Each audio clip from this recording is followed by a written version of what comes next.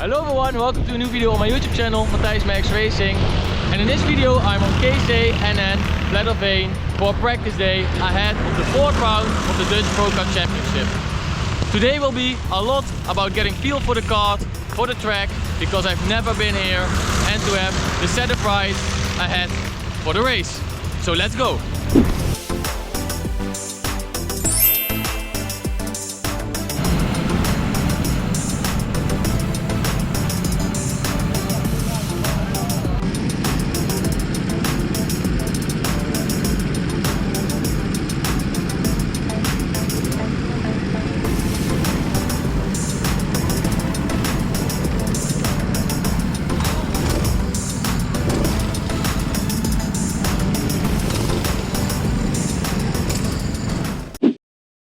So, KCNN Veen, a track in the north of the Netherlands, as myself live in the south of the Netherlands, so it was a big drive.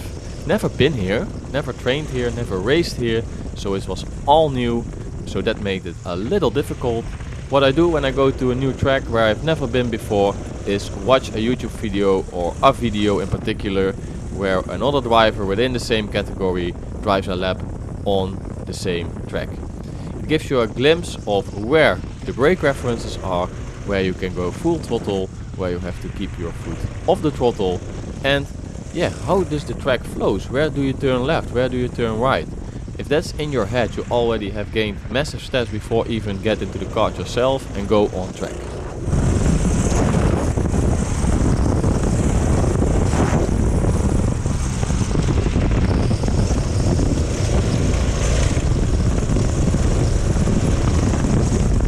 So after a while I had the championship leader on my rear bumper, and it gave me an opportunity to learn as I let him pass on the next straight on the right side, because on this moment in time I had a glimpse of what the track was like.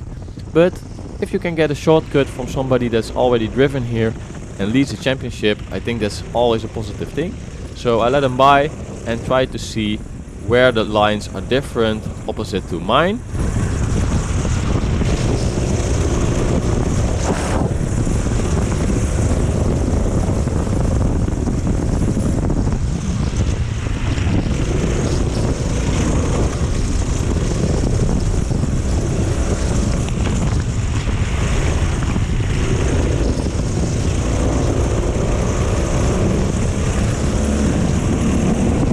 So I overtook this club driver, and now it's time to pit and let my teammate know to not put the anti-roll bar onto the front end, as the kart is perfectly balanced. It wants to turn in with a little oversteer, but nothing too bad with the back end breaking out or something.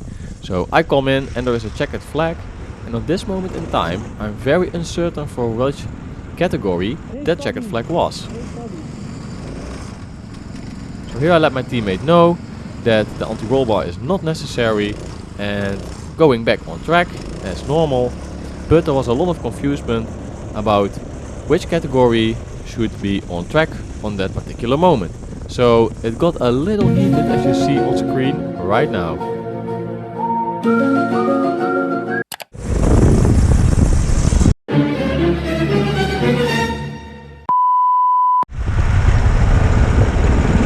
Wat is het probleem?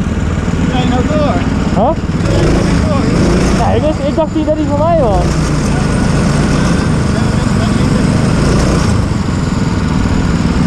Ik dacht dat wij gewoon een kwartier hadden. Nee, we zijn eens te voet gegaan met z'n allen. Oh ja, weet ik veel. So, session 2, and it's now all about getting to follow other drivers, because there were some very fast drivers within our own class, the Pro class, but also the Super Pro class. So as you see, I try to make my way to the front of this group as fast as possible, because I want to learn how they drive, which lines they're taking, where they're gaining and where I'm losing especially.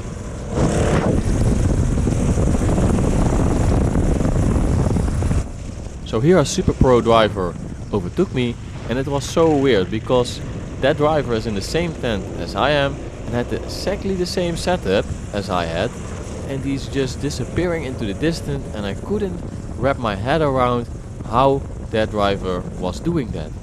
I was pretty frustrated as I wanted to be the fastest, of course.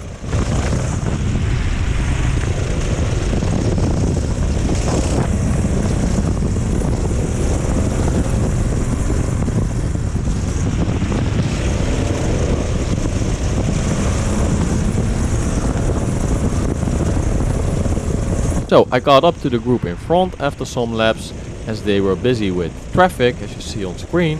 So I'm right on the rear bumper of the driver in front, also a pro driver within the ProKart Championship, and they're in the same tent. So I let them know I'm there because I don't want to crash or have some stupid incidents and damage the kart like 3 days before a race. So I go onto the inside as he opens the door, and I thought I was a little bit quicker, and I wanted to see if I could gain to the drivers in front to see where my pace was in relation to the rivals. As the drivers in front, the pro driver in front, not this club driver, as this pro driver in front is most of the time on the podium, and that's my aim.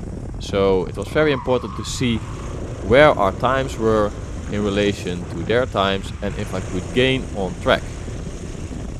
So this club driver gives me a hard time here as I try to prioritize corner exit speed to corner entry speed, and it works because there's a little straight here, and I go by and try to catch this pro driver that's in front.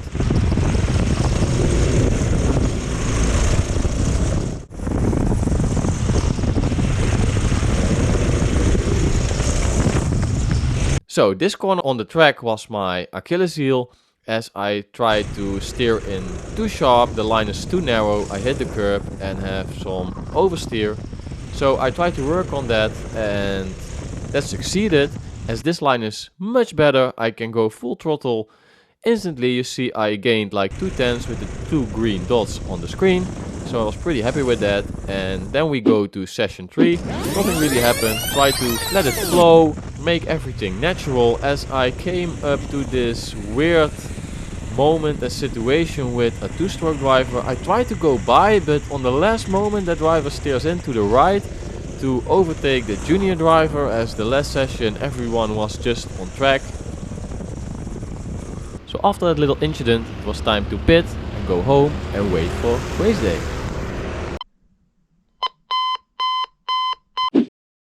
We made it. Race day, a lot of preparation done, driver registration done. Look at this dude.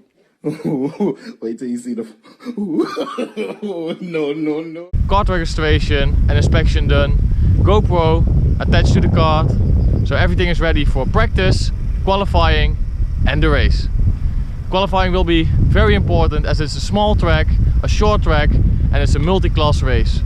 So let's see what qualifying can bring and what we can do within the 5-hour race. Can we get a podium? Let's hope so.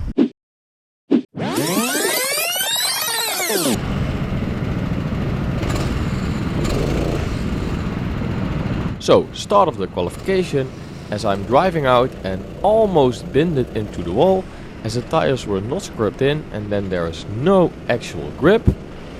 Yeah, our team was late on track as we still had to find the right setup, because everything that we found out within the last practice day within the same week was ruined due to a lot of rain and a lot of sand that came on track due to some windy conditions.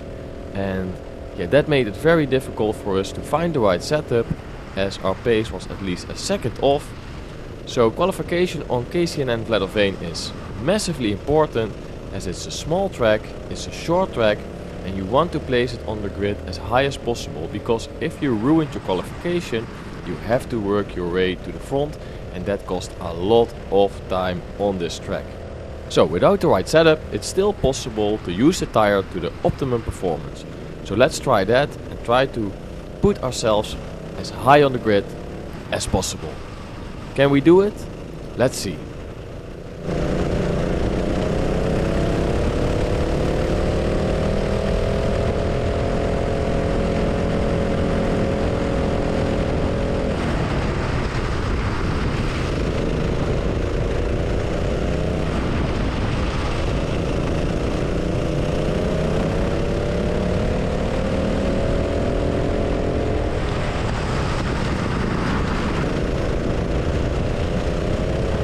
So crossing the line is a 45.644, and that's more than a second of the pace.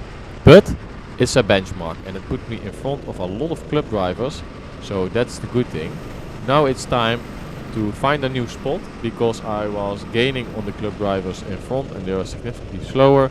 So I just had to wait for some space for another push lap, Now I'm in that another push lap and I try to gain as much as possible to get the tires in the ideal window and to at least gain something, because this time is not even close to being good enough.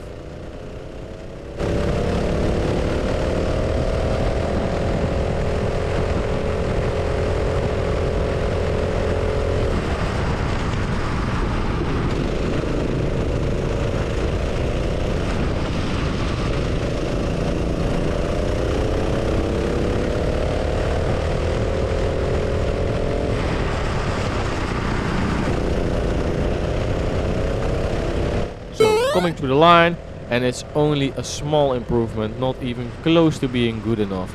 But there are more opportunities, let's use them. As I'm closing in on the drivers in front and I'm lifting, pointing through drivers that were behind to seek a place on track where I can use the opportunity to seek that perfect hot lap, as that's the target now.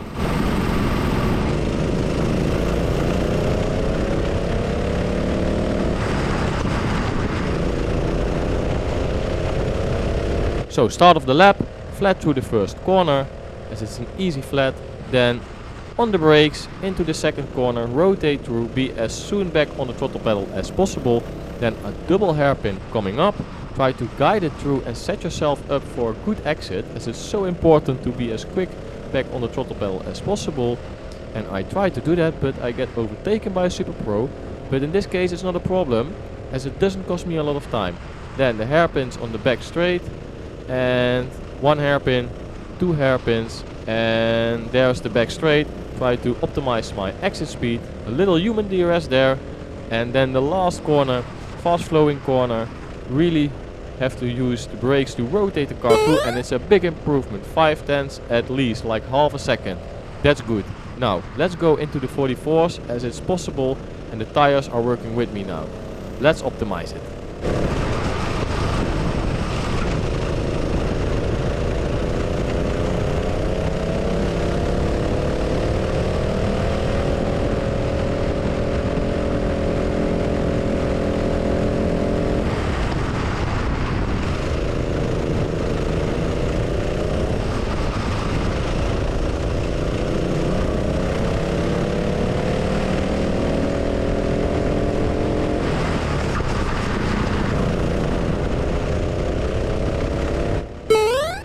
So coming across the line is only a small improvement of not even a tenth of a second. Not good enough, and I thought I need something else. And that was slipstream from another driver. So I found a fast driver on track that proved himself worthy within the practice day. As you may remember, it's the 55 with the orange helmet. And that driver was so fast that even before the lap started, I couldn't catch up. I tried my hardest, but that driver was just too fast. As I lose the slipstream already, I tried to push as hard as possible, and bam, a big snap of oversteer there, and I lose the lap, and that is the lap already ruined. So I found another driver that was a little bit slower and I could stay with. So let's see how that went.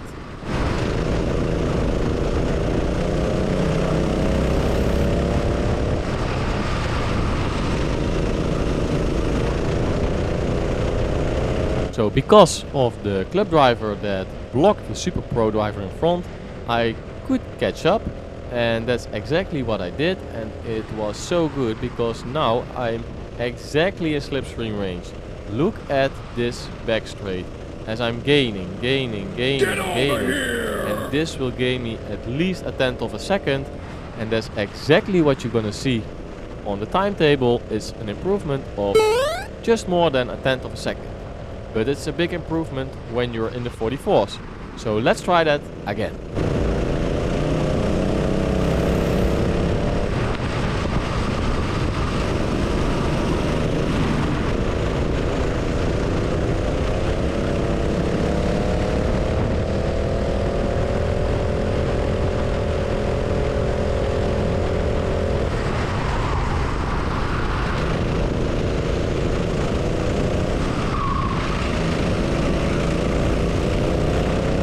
So on this moment in time was running up, and I really needed a perfect lap.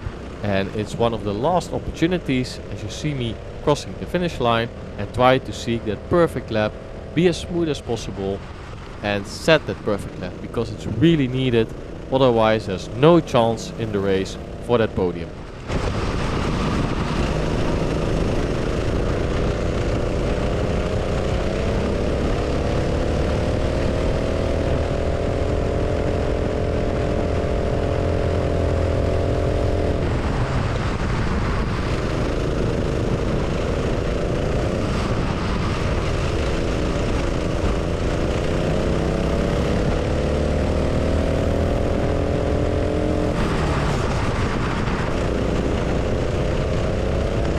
So coming across the finish line, it was a smooth lap and it's a big improvement of more than 3.5 tenths, and I'm going to the 44.438, and this was the best lap from the qualifying and put us in a very good position. I was so happy when I heard after that our qualification was not ruined and that the setup didn't ruin our qualification and that I could really use the tire to the optimum performance.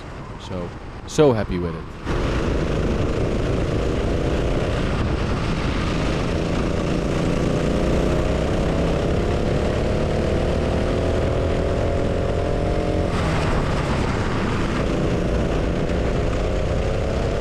So yeah, pretty frustrating as I'm a little bit more than a tenth slower than my previous lap, and I knew that if that Super Pro driver in front didn't overtook me within the hairpin, that I at least gained a little bit.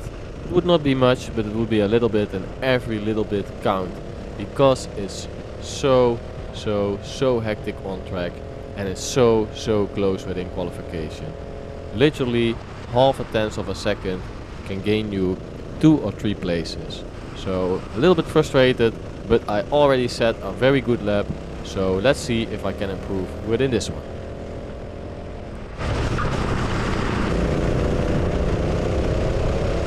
So coming to the line, and again no improvement. I fast forward because this lap I did not push to the finish line because the Super Pro driver in front thought it was a good idea to block the road and wanted to point me through, but I don't want that because he will catch up to me and I ruin another lap. So again I'm going for a push lap as there's no one behind me that can catch up to me, and all the fast drivers are now in front as the best of the tire is already used, so probably there will be no improvement, but let's try.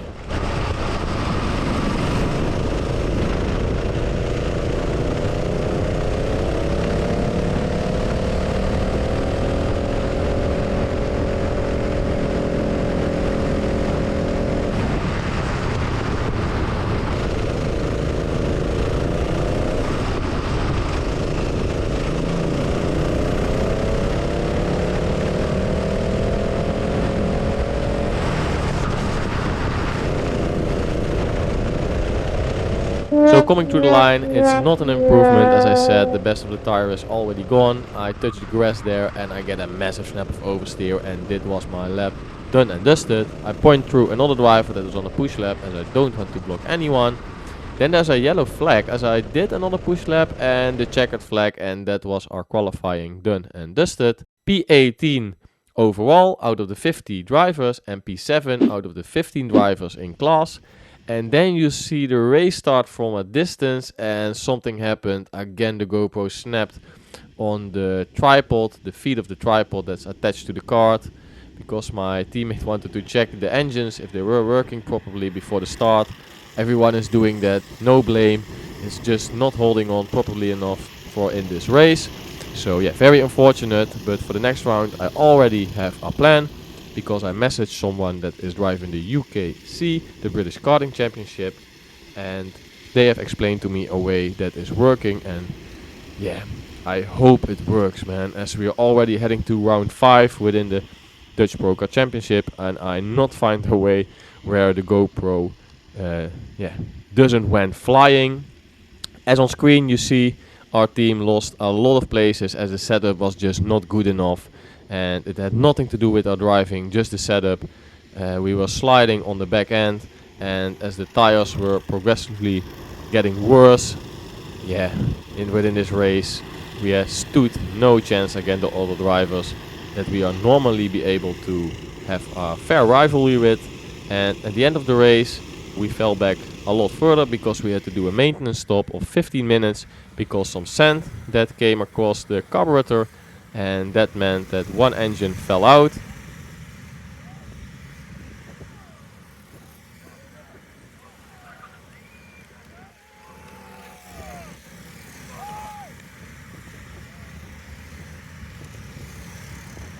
And on the end it was a P12 out of 15 in class and a P38 out of the 15 drivers overall.